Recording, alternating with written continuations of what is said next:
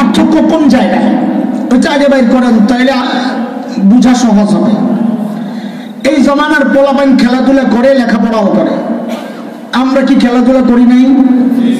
বুজুর্গরা সব জিজ্ঞেস করেন তো, খেলে নাই? খেলছে, লেখাপড়াও করছে। তো আমাদের সাথে এই যুগের পোলাপাইনের পার্থক্য কোন জায়গায়?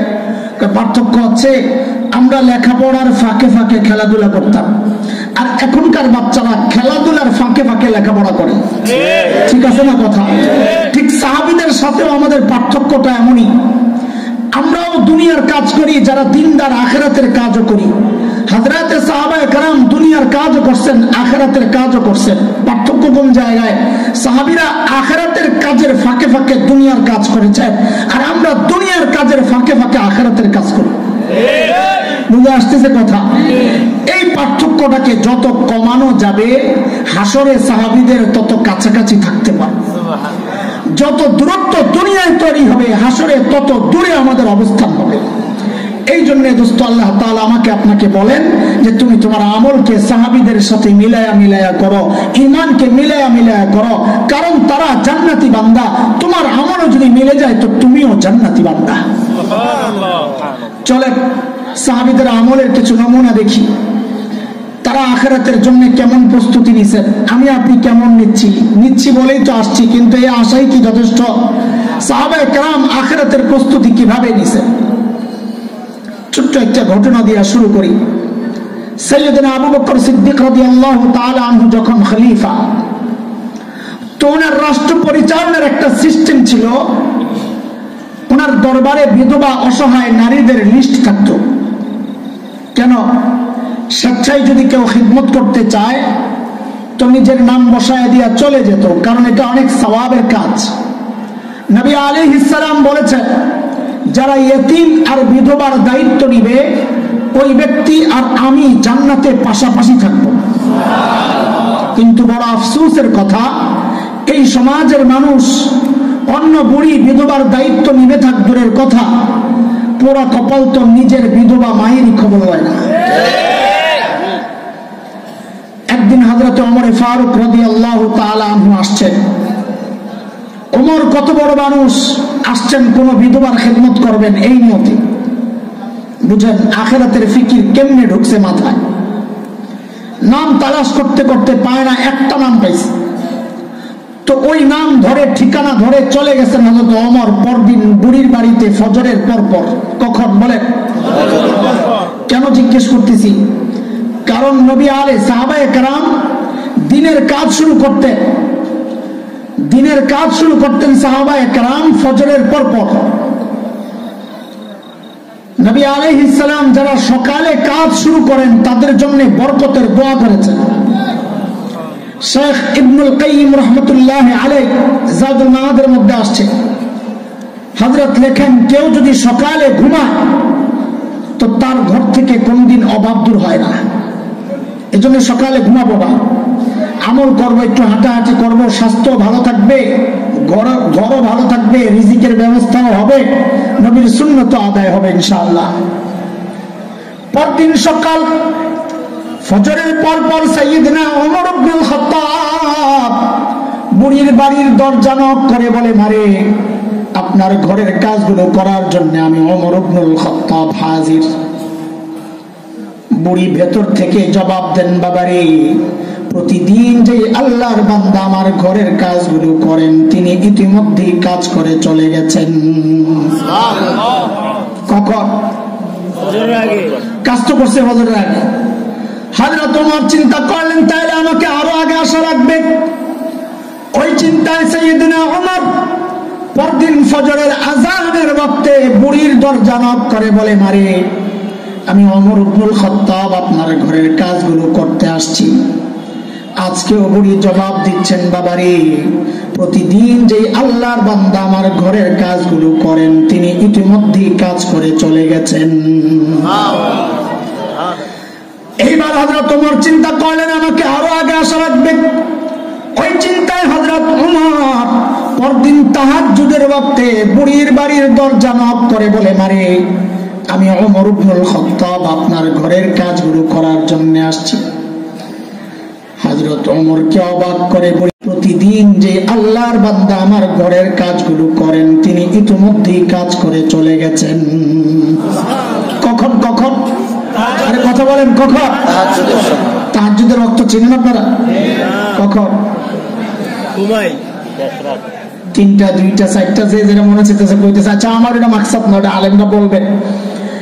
আমার কাছে একটা ডিজিটাল ব্যাখ্যা আছে, তাহাজ্জুদের ওয়াক্তের ডিজিটাল ব্যাখ্যা। এই যুগের পোলাপাইন ফেসবুক ইউটিউব বন্ধ করে যখন ঘুমাইতে যায়, ওদেরও তাহাজ্জুদের ওয়াক্ত। এতে করে সবচেয়ে বিপদে আছে যারা রাত্রে চুরি করতো সিনকেটা। এগো বাজার বড় খারাপ, কারণ যেই ঘরেই যায় জানলা দরজার চিপা দেয়া দেখে কেউ ঘুমাইছিনি, দেখে কেউ না কেউ কোনো আল্লাহর বান্দা আসমানের দিকে মোনাজাত দিয়ে শুয়ে রয়েছে। আরে কথা ঠিক কি কথা কম, গজব আইব না কেন? গজব আইব না কেন? এইবার হযরত ওমরের টনক নড়ছে, কিরে এত রাতে কে কাজ করে? আমার কাজের দরকার নাই, আগে বুজুর্গ বাইর করা লাগবে, কে আল্লাহর বান্দা। ওই চিন্তায় হযরত ওমর পরদিন ইশার নামাজের পর বুড়ির বাড়ির সামনে এক ঝোপের আড়ালে চুপচাপ বসে আছে, অপেক্ষা এত রাতে কে কাজ করার জন্য আজকে দেখবেন। হযরত ওমর লক্ষ্য করলেন গভীর রাত, এক আল্লাহর বান্দা বুড়ির বাড়ির দিকে চোরের মতো পা টিপে টিপে আগাইতেছে। হযরত ওমর রেডি, দেখি কেডা। যেই না সামনে আসছে, ওমর দাঁড়ায় গেছেন। হাই কে? ওরে বাপরে, ওমরের যে আওয়াজ, রাত ও গভীর, মানুষ একা, আমার সামনে এমন কেউ দাঁড়ায় আছে, আমার তো কাপড় চোপড় নষ্ট হয়ে গেছে। হযরত ওমরের আওয়াজ ওই ব্যক্তি ভয় পাবেন থাক দূরের কথা, উল্টা হযরত ওমর যাকে দেখছেন দেখে নিজেই চমকায় গেছেন। আরে কি কারবার, দেখেনি আর কেউ না, খলিফাতুল মুসলিমিন আবু বকর সিদ্দিক রাদিয়াল্লাহু আকবার। ওমর তো অবাক হয়ে গেছেন। আবু বকর, আপনি? পায়ের দিকে তাকায় দেয়, জুতা নাই, খালি পায়ে। ওমর আবু বকরকে বড় মহব্বত করতেন, এমনি লাগিয়ে থাকতেন। লাগা মানে আবার ক্ষমতার গুতাগুতি না, লাগা থাকতেন কার চেয়ে আমলকে বেশি করতে পারে, এই প্রতিযোগিতা। কিন্তু মহব্বত করতেন। ধরছে আবু বকর, ওই সুফি সাহেব জুতা কই, খালি পায়ে কেন, কাটা বিন্দে না? হ্যাঁ। তা আবু বকর কি জবাব দেন? ওমর, জুতা পরলে চটচট আওয়াজ হয়, আহারে যদি মানুষের ঘুম ভেঙে যায় ভাই। রাষ্ট্রপ্রধান, জনগণের ঘুম নষ্ট হবে এই জন্য রাতে খালি পায়ে হাঁটে। ঘুম তো দূরের কথা, এখন তো জানেরই নিরাপত্তা নেই। তাও ইসলামী শাসন তোমাদের ভাল লাগে না, তোমাদের কাছে ওই মার্কা, মারোরে বাইসি, কম বখত, বদ বখত, হতভাগা, পোড়া কপাল, দুর্ভাগা কপাল। দুনিয়ায় চাপড়াবি, আখিরাতেও চাপড়াবি, মনে রাখবে। হায় ভাই,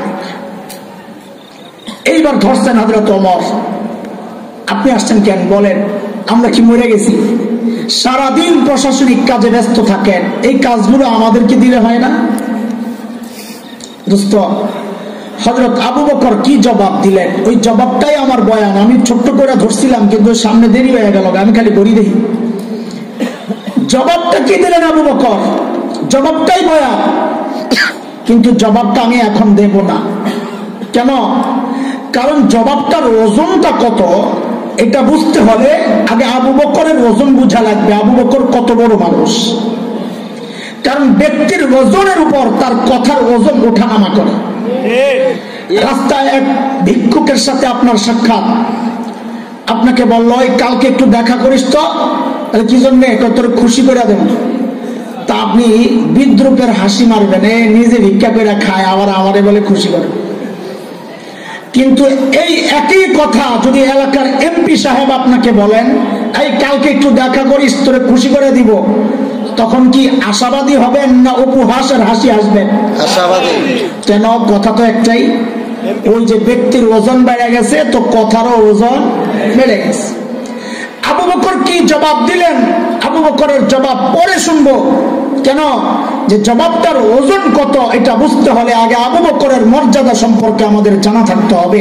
আবু বকর কত বড় মানুষ।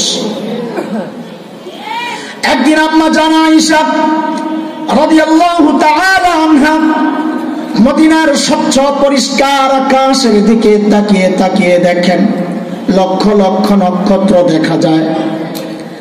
আম্মা জানের মনে কৌতূহল, নবীকে এসে জিজ্ঞেস করেন, ইয়া রাসূলুল্লাহ, ওই যে লক্ষ লক্ষ নক্ষত্র দেখা যায়, ওগো আল্লাহর হাবিব, আপনার উম্মতের মধ্যে এমন কেউ কি আছেন যার আমলের পরিমাণ ওই নক্ষত্রের চেয়েও বেশি?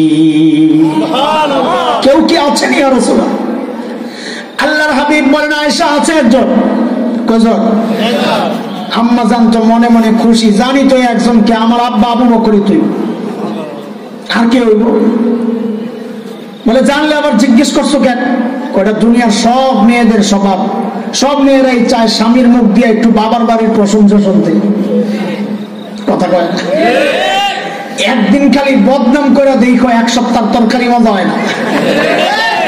এই বিপদে খালি আমি একাই। খুব খুশি লাগতেছে না, বেটি করে শেষ করতেছি যে হুজুরে দিয়ে কাম সারতেছি, যে আমি আর বিপদে বললাম না। গাদা সাইজ তোমারে করা হয়েছে, তুমি চার পাও নাই। বলে কেন? বলে তার মা বাবার প্রশংসা করলে তার ভালো লাগে, বদনাম করলে কষ্ট লাগে, এটাই তো হওয়ার কথা। দুর্ভাগা পোড়া কপাল তো তুই। এই বউ যখন তোর মা বাবার বদনাম তোর কানে ঢুকায়, তোর কষ্ট লাগে না, বরং বউয়ের কথা শুই না যায় মা বাবার সাথে খারাপ আচরণ করো।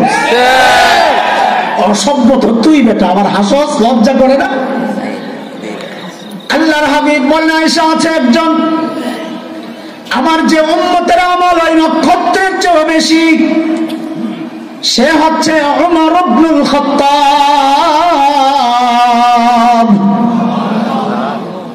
এইবার বলেন আম্মা জানের চেহারার অবস্থা কি হয়?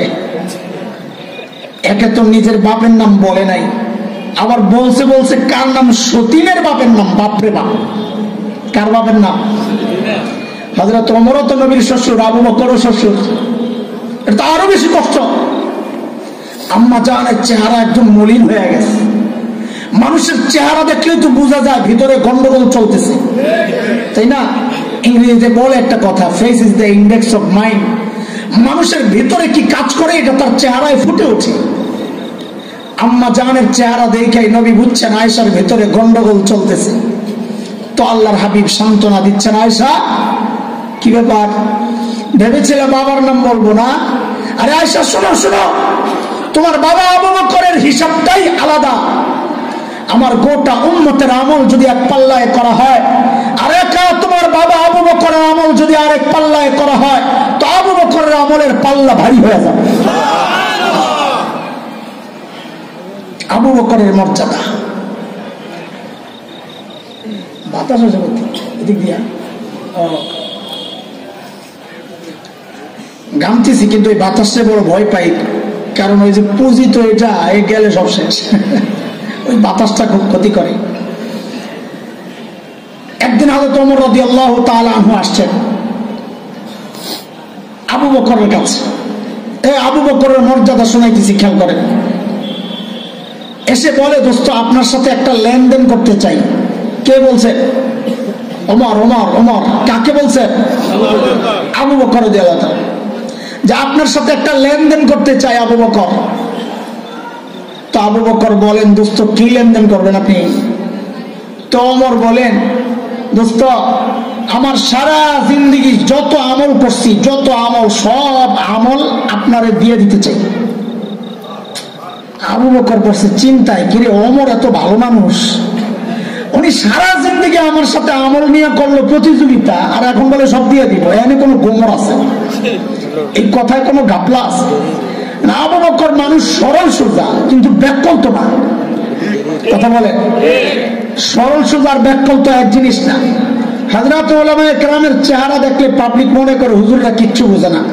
আয় আল্লাহ, হুজুর বলে বাচ্চা হয়েছে। ইন্না লিল্লাহি ওয়া ইন্না ইলাইহি রাজিউন। পাবলিকের ধারণা আমরা দুনিয়ার কিচ্ছু বুঝি না, আমরা কিচ্ছু নাই। লা হাওলা ওয়ালা কুওয়াতা ইল্লা বিল্লাহ।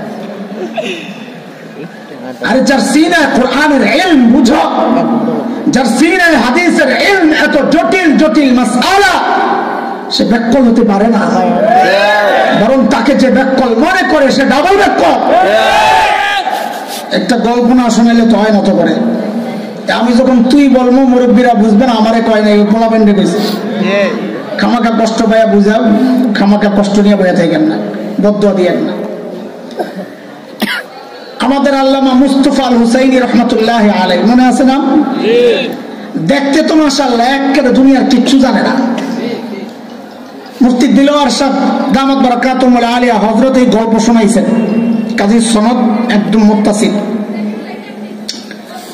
মুস্তফা আল হুসাইনি রহমতুল্লাহ আলাইহি একদিন মাহফিল করে আমাদের এই হাইওয়ের পাশে কোন এক রেস্টুরেন্টে বসছেন খাইতে। তো খাওয়া শেষে প্লেটটারে চেটে চেটে খাচ্ছেন সুন্দর করে সুন্নত তরিকায়। তো একটা হাড্ডি ছিল, ওই হাড্ডিটারে বসে বসে চাবাইতেছেন। পাশের টেবিলে এক ভদ্রলোক বসে বসে চা খায়। কি খায়? দুনিয়ায় এমন বহু মানুষ আছে যে দাড়িওয়ালা টুপিওয়ালা দেখলেই চুলকানি শুরু হয়। আসেনি? আসেনি? মাসিকারা তো নাই। ওই বেটা ওই ক্যাটাগরির, এই চা খায় আর বসে বসে হুজুরের হাড্ডি চাবান দেখে। মনে মনে চিন্তা করছে এই সুযোগটা হাতছাড়া করা যায় না, হুজুরে যাই একটু সাইজ করে কাঠমোল্লারে। চায়ের কাপটা হাতি নিয়ে হুজুরের টেবিলের সামনে দাঁড়ায় বলে, এক্সকিউজ মি। হুজুর বলে, ইয়েস বলেন। বলে, একটা কথা জিজ্ঞেস করতে চাই। বলে, করেন। বলে, হুজুর আপনাদের এলাকায় কুকুরে কি খায়? বুঝেননি কথা? ওই যে হুজুর যে হাড্ডি চাবাইতেছে, হুজুরের কুকুরের সাথে তুলনা করলো গাদায়। হুজুর আপনাদের এলাকায় কুকুরে কি খায়? মনে করছে এই কথা জিগাইলে হুজুরের চোখের পানি নাকের পানি একাকার হইয়া হুজুর কানতে কানতে মনে হয় বেহুশ হয়ে যায়। তো টের পায় নাই এই যে ভিমরুলের বাসায় হাত দিছে। যেই না জিজ্ঞেস করছে হুজুর আপনাদের এলাকায় কুকুরে কি খায়, হুজুর এর দিকে তাকায় না, হাড্ডি চাবায় আর রাস্তা করে কয়, আমগো এলাকায় কুকুরে চা খায়।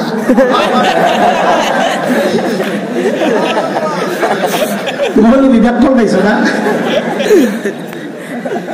সাইয়েদনা আবু বকর ব্যাকল ছিলেন না, কি ছিলেন? সরল সোজা ছিলেন। সূরা লাহাব যখন নাযিল হয়, দেখেন আবু বকর যে চালাক। শুনেন, আমার যদি হাতে সময় থাকতো বয়া বয়া খাতির জমায়া জমায়া কথা কইতাম, তো এগুলো তো করে বুঝায় বুঝায় যাইতাম, জীবনে কাজে লাগতো। সূরা লাহাব যখন নাযিল হয়েছে, তো সূরা লাহাবের মধ্যে আবু লাহাবের বউ উম্মে জামিল বিনতে হারব ইবনে উমাইয়া, তার কথাও আসছে, তোরেও সাইজ করা হইল, আয়। বেড়ি তো শুই না, আরে বাপরে বাপ, বেড়ির গরম হয়ে গেছে গা, এমনি কর করে বেড়ি, খুব রাগী। মুফাসসিররা লেখেন রাস্তায় যখন ঘুরতো তো দূর থেকে দেখলে বোঝা যাইতো না বেড়া না বেড়ি। ওই যে শাহবাগের স্লোগান করেন না, দেখলে বোঝা যায় না এটি বেড়া না বেড়ি। বিড়িটা নেই মাঝে মাঝে দেখা যায় খবিজ গুলা। তা আবু লাহাবের বিবি জিদ্দে পাথর একটা লইছে, নবীরে মারবে। সাল্লাল্লাহু আলাইহি ওয়াসাল্লাম হারামের ভিতরে ঢুকছে, নবী আলাইহিস সালাম বসে বসে তিলাওয়াত করতেছেন, সাইয়েদনা আবু বকর বসে বসে পাহারাদারি করতেছেন। আরে আবু বকর পাহারা দিয়া যে কত মাইর খাইছে, আয় মার। আবু বকর দেখছেন উম্মে জামিল আসতেছে, মতিগতি ভালো না, হাতে পাথর। আস্তে আস্তে নবীর কানে গিয়ে বলছেন, ইয়া রাসূলুল্লাহ, উম্মে জামিল আসতেছে, হাবভাব ভালো না। নবী আলাইহিস সালাম বলেন, আবু বকর আপনি চিন্তা করেন না, এরা আসতে দেন, আমারও দেখবি না। সুবহানাল্লাহ, দেখবি না কেন? কারণ আল্লাহ কোরআনে আগেই জানায়া রাখছেন, সূরা বনী ইসরাইল আয়াত 45, মালিক বলেন, فإذا قرأت القرآن جعلنا بينك وبين الذين لا يؤمنون بالآخرة حجابا مستورا। নবী আপনি যখন তিলাওয়াত করবেন, আপনার আর বেঈমানদের মাঝখানে আমি নিরাপত্তা পর্দা দিয়ে দিব, এরা আপনাকে দেখবে না। ঠিকই উম্মে জামিল পাথর হাতে নিয়ে এসে এমন এমন করে। আবু বকর তো বুঝছে, আরে গাদায় তো খুঁজে পায় না, ধরছে আবু বকর, রায় বললা তোর বন্ধু কই? তোল্লা। ওই সময় যেটা কর কইছে আমি তর্জমা করলাম, এটা দিয়া একই তো কথা, সময়ের শব্দ দিয়েই তর্জমা করা লাগে বক্তব্যের। ওই বললা তোর সাথেরটা কই, দোস্ত কই? এখন আবু বকর যদি বলেন লা আদরি, আমি জানি না, তো মিথ্যা হয়, আবু বকরের সিদ্দিক কাটা যায়। আর যদি বলেন এই যে আমার নবী, তো আবু বকর মাইর খায়, কারণ উম্মে জামিল মনে করবে আবু বকর বুঝি এর সাথে দুষ্টামি করতেছে, মিথ্যা কথা বলতেছে, কই নবী তো আমি দেই না, তুই কই দাওস, খামাখা মাইর খাইব। আবু বকর কি চালাক, যেই না জিজ্ঞেস করছে তোমার সাথী কই, দোস্ত কই, তা আবু বকর কয় খুঁজা দেখো। কি কয়? খুঁজা দেখো। বলেন আমি জানি না, কি কয়? খুঁজা। হিজরতের সময় নবী আর আবু বকর যাচ্ছেন মদিনার দিকে, কাফেররা খুঁজতেছে, পাইলেই 100 উট। বহু দূরে এক জায়গায় ধরা পড়ছে, এক কাফেলা ধরছে নবী আর আবু বকরকে, কিন্তু এত দূরে যে তারা চিনে না, নবী কেউ চেনে না, আবু বকর কেউ চেনে না। আবু বকর সামনে, নবী পেছনে। আবু বকরকে ধরছে, জিজ্ঞেস করতেছে মাম্মা আক, তোমার সাথে এই লোককে? এখন আবু বকর যদি বলেন লা আরিফ, আমি চিনি না, তো মিথ্যা হয়, সিদ্দিক কাটা যায়। আর যদি বলেন হাদা নবী ইউনাইনি, আমাদের নবী, তো নবুয়ত শেষ হয়, ধৈর্য নিয়ে মাইরা ফেলে। সাইয়েদনা আবু বকর বড় আজিব, তারিখ ইতিহাসের কিতাবে একটা কথা বড় মজা করে লেখছেন ঐতিহাসিকরা। আবু বকর আস্তে করে জবাব দিলেন হাদা রাজুল ইয়াহদিনি, ইনি একজন মানুষ আমারে রাস্তা দেখায়। এরা মনে করছে পাহাড়ি এলাকা, এই বেড়ায় মনে রাস্তা চিনে না, এই লোক রাস্তা দেখায় দেখায় লয়ে যায়। কিন্তু আবু বকর তো নিয়ত করছেন ইয়াহদিনি ইলাল জান্নাহ, তিনি আমারে জান্নাতের রাস্তা দেখান। সুবহানাল্লাহ। আবু বকর সরল সোজা কিনা কথা বলেন। সাইয়েদনা ওমর যখন বললেন আবু বকর আমার সারা জিন্দেগীর আমল আপনাকে দিতে চাই, আবু বকর আস্তে করে জানতে চাইলেন ওমর বুঝলাম সব দিয়া দিবেন, কিন্তু ছোট্ট করে একটু বলেন না আমার কি দেওয়া লাগবে। ওমর বলে আবু বকর ঘাবড়ায়েন না, বেশি কিছু চাবো না। বলে কোনটা কি বলেন না। বলে আবু বকর ওই যে হিজরতের সময় নবীর সাথে সৌর গুহায় যে 3 দিন ছিলেন, ওই 3 দিন আমাকে দিয়ে দিবেন, আমি আমার সারা জিন্দেগীর আমল আপনাকে দিয়ে দিব। কয়দিন? কয়দিন? সারা জিন্দেগীর আমল আর 3 দিন মোকাবেলা করছে। 3 দিন দেন, সারা জিন্দেগী নেন। বুঝার বিষয় হচ্ছে সাইয়েদনা ওমর কি বুঝলেন গুমর, যে এই 3 দিন ভিতরে আবু বকর এমন কি পেয়ে গেছে গোপন, যার কারণে ওমর চাইছেন যে আমার সারা জিন্দেগীর আমল দিয়ে দিব 3 দিনের বিনিময়ে। কি পাইছেন? এটা বুঝার জন্য একটু গুহায় ঢুকা লাগবে। যাইবেন নি আপনারা? হুজুর আয়া পড়ছে না? কায়েল সাহেবুল্লাহ সাহেব আয়া পড়বেন না? আচ্ছা বইলেন আসলে। আরে ঢুকবেন না একটু গুহার ভিতরে? চলেন যাই, খবর আছে। গুহার ভেতরে আবু বকর আর রাসূল সাল্লাল্লাহু আলাইহি সাল্লাম। আচ্ছা গুহার ভেতরে ঢুকার আগে গুহার মুখটা আগে একটু বন্ধ করে চলেন। গুহার মুখের মধ্যে জানি কে কে বাসা বানাইছে। আজকে আপনাকে ওয়াজের পরীক্ষা হবে, কত ওয়াজ শুনেন, দিয়ে ওয়াজ মুখস্থ রাখছেন নি রে। গুহার ভেতরে কে কে বাসা বানাইছিল? মাকড়সা আর কবুতর। আচ্ছা বলেন তো দেখি, পুরস্কার দেব মাসিকারা মাদ্রাসার পক্ষ থেকে, সঠিক উত্তরদাতারে পুরস্কার দেওয়া হবে। কবুতরের ডিম পারছে কয়টা? হ্যাঁ দুইটা। জব পাওয়া গেছে। আর কোন মতামত আছে? পুরস্কারটা হেলে যাবো। আরে কথা কর, আর কোন মতামত আছে? 8টা। মাশাআল্লাহ, ভালো জাতের কবুতর।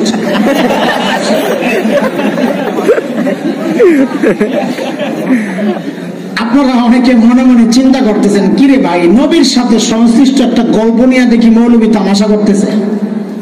হ্যাঁ ভাই হ্যাঁ, আমি তামাশাই করতেছি। কেন? কারণ মুহাদ্দিসরা বলেছেন কবুতরের গল্পটা পুরাই জাল, বানোয়াট, মিথ্যা কথা। এটা নাই, আর কোনো অস্তিত্ব নাই। এই দোষ আমাদের, আপনাদের না। আপনাদেরকে মজা দেওয়ার জন্য এই গল্প বানায় বানায় আমরা বলি। গল্প বানায় বলার ওয়াজই মজা আলাদা, শুনতেও মজা, বলতেও মজা। কবরে গেলে সাইজ যেটা হইব ওটাও মজা। ঠিক আছে না কথা?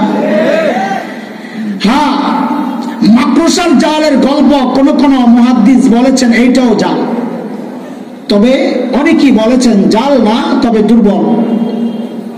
সেই দুর্বল বর্ণনাটাই আপনাদেরকে শোনাচ্ছি, যেহেতু ঘটনার ক্ষেত্রে দুর্বল বর্ণনা আনা যায়। আচ্ছা আমাকে একটা জবাব দেন আপনারা, এই জোয়ান পোলাপান, খুব মনোযোগ দিয়ে এই অংশটুকু শোন, তোদের কথা। ভেতরে নবী আর আবু বকর, আল্লাহ যদি চাইতেন গুহার মুখটাকে পাথর দিয়ে প্যাকেট কইরা গুহার ভেতরটাকে জান্নাতের টুকরা বানায়া দিতে পারতেন কি পারতেন না? তো আল্লাহ তা না কইরা একটা মাকড়সার জাল দিয়া নিরাপত্তা দিয়েছেন, কারণ মাকড়সার জাল তো অনেক শক্তিশালী, ছিন্ন করে কাফেররা ভেতরে ঢুকতে পারবে না। না দুর্বল? কত দুর্বল? সূরা আনকাবুতে আসছে, মাকড়সার নামে একটা সূরা আছে কোরআনে। ওই সূরায় আল্লাহ কি বলেন? ওয়া ইন্না আহওয়ানাল বুয়ুতি লাবাইতুল আনকাবুত। জগতের সবচেয়ে দুর্বল ঘরের নাম হচ্ছে মাকড়সার ঘর।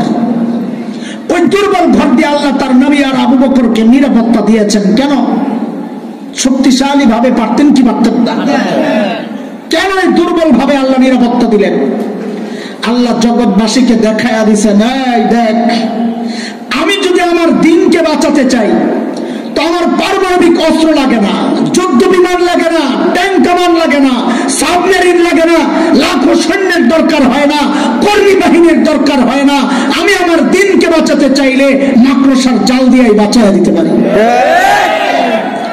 দরকার আবু বকরের ঈমান। কি দরকার? কি দরকার? ঈমান ঠিক করো, ঈমান ঠিক করো, দুনিয়ার কোন শক্তি তোমাকে পরাজিত করতে পারবে না ইনশাআল্লাহ। বিখ্যাত বিপ্লবী শেখ ওমর মুখতার রহমতুল্লাহ আলাইহি লিবিয়ায় দখলদারদের বিরুদ্ধে সশস্ত্র লড়াই করছিলেন। দখলদাররা সিদ্ধান্ত নিল বম্বিং করে গোটা এলাকা শেষ করে দিবে। কাছের কেউ যায় বলল, হযরত, এলাকা ছাড়া দরকার, আমাদের কাছে তো বিমান বিধ্বংসী অস্ত্র নাই, তা আমরা তো মারা পড়ব। শেখ ওমর মুখতার এক ঈমানদীপ্ত জবাব দিয়েছেন পাল্টা প্রশ্ন করে। কি প্রশ্ন করছেন তিনি? তিনি জিজ্ঞেস করেন, আরে বলো তো, তাদের বোমারু বিমানগুলা কি অনেক শক্তিশালী নাকি? হ্যাঁ, অনেক শক্তিশালী। বলে কত শক্তিশালী? এগুলা কি আরশের উপরে দেওয়া যায় না আরশের নিচে দেওয়া যায়? আরে কি করা, কই আরশ, কোথায় সাত আসমান, কোথায় মহাশূন্য, আর কত নিচে দিয়ে ওই বিমানগুলা যায়? থুর তাইলে ডরায়। যদি আরশের উপর দিয়ে যেত তাইলে ভয় পেতাম যে আমাকে রক্ষা করবেন যে আরশের মালিক, সেই মালিকের উপর যদি বম পড়ে তো আমারই বাঁচাবেন। যদি আরশের নিচে দিয়ে যায় তো আমাকে বাঁচাবেন যে মালিক, সে মালিক তো ঠিক আছে, আমার কোনো টেনশন নাই।